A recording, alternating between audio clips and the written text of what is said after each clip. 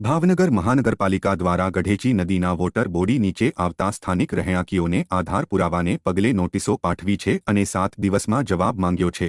ભાવનગર મહાનગરપાલિકાએ ગઢેચી નદીના કાંઠે વસતા 740 મિલકત ધારકોને 3 દિવસમાં નોટિસ પાઠવી છે અને 7 દિવસમાં માલિકીના આધારો અને બાંધકામની મંજૂરીના આધારો રજૂ કરવા માટે જણાવ્યું છે।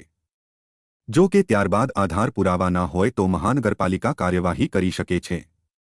તે ઉપરાંત આગામી દિવસોમાં શાસ્ત્રીનગર નાળાથી બોરતળાવ સુધી ગઢેચી વોટર બોડીના બંને કાંઠે આવેલી મિલકતોને નોટિસો આપવામાં આવશે।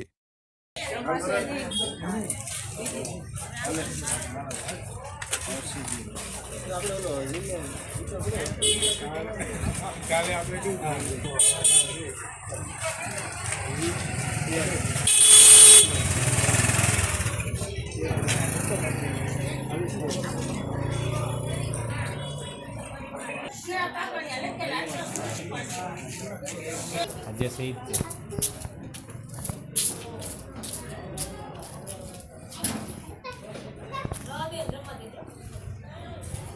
પડી જ રહેવા દે।